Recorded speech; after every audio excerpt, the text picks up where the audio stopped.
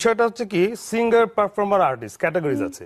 আচ্ছা আচ্ছা, মানে প্লিজ ডোন্ট মাইন্ড, না না অবশ্যই, if you please allow me to say যে সিঙ্গার পারফর্মার আর্টিস্ট, একজন মানুষ গান গান গায়, গান করে গায়ক, জি আরেকটু উত্তরণ ঘটলে পারফর্মার হয়, তারপর একদম এক্সট্রিম লেভেল হচ্ছে being an artist. It is not a capacity to be an artist. একজন লতা মঙ্গেশকর মানে একজন আর্টিস্ট, জি একজন মাইকেল জ্যাকসন একজন আর্টিস্ট, একজন রবিশঙ্কর একজন আর্টিস্ট। জি আমরা কিন্তু এখন যে ছেলেটি গতকাল একটা প্রতিযোগিতা থেকে আসলো যে কোনো চ্যানেল থেকে, ফট করে দিয়ে দিচ্ছি অমুক শিল্পী।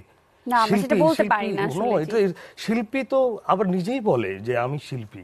জি মানে আমার খুব অবাক লাগে এবং আমি এই জিনিসগুলো আসলে গুরুদের কাছে শিখতে হয়। যে এই জন্য আমাদের দেশে এখন ঘরানাদের শিল্পী নেই, তেমন একটা তৈরি হচ্ছে না।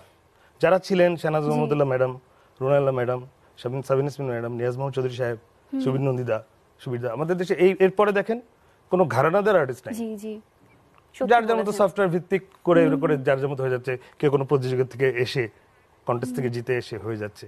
তো এটা আসলে এভাবে হওয়ার কথা ছিল না। এবং এটা দেখা যায় যে ঘরানার যে শিল্পীগুলো হয় তাদেরকে এক ধরনের একই টাইপের প্রোগ্রামের জন্য ডাকা হচ্ছে, এই ব্যাপারটা কিন্তু অনেক বেশি দেখা যায়। এটা আমি জানি না কিভাবে হয়। জি হ্যাঁ, একজন কণ্ঠশিল্পীর বা সিঙ্গারের বা আর্টিস্টের যেটাই বলি, যে সুকুমার বৃত্তির সাথে জড়িত, সারাক্ষণ সে শুধু প্রোগ্রামের জন্য যোগাযোগ করে বেড়াবে, তাহলে চর্চা করবে কখন? জি কারণ শেখারও তিনটে স্টেজ আছে। জি আচ্ছা, এগুলি সব মহিরথীদের কথা, জি বড়দের পায়ের কাছে বসতে পেরেছি বলে জানতে পেরেছি জি অবশ্যই, যে শেখার তিনটে স্টেজ আছে। উস্তাদ মেহেদী হাসান সাহেবের কথা এটা, যে প্রথমে মানুষ একটা নাড়া বেঁধে একেবারে হাতে খড়িতে একজন গুরুর কাছে শেখে। জি দ্বিতীয় স্টেজ, তার চাইতে যারা সিনিয়র আশেপাশে, তার চাইতে যারা ভালো গাইছে, ভালো করছে, তাদের কাছ থেকে শুনে শুনে শেখে। জি থার্ড স্টেজটা হচ্ছে এক্সট্রিম স্টেজ, যখন নিজেকে শেখায়। আচ্ছা, যেমন ওস্তাদ জাকির হোসেন, যখন উনি এখন বাজেন, ওনাকে তো নিশ্চয়ই ওনার এখনো কোনো গুরু নেই, জি উনি আপনাদের উনি নিজেই নিজেকে ডেভেলপ করে ডে বাই ডে।